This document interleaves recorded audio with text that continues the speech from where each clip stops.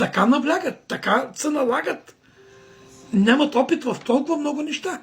Момчета по на 22-3 години, млади, няма проблеми. Радвам се да има такива хора. Радвам се да има такива хора, които желаят, искат да проповядват и вижда се, нали?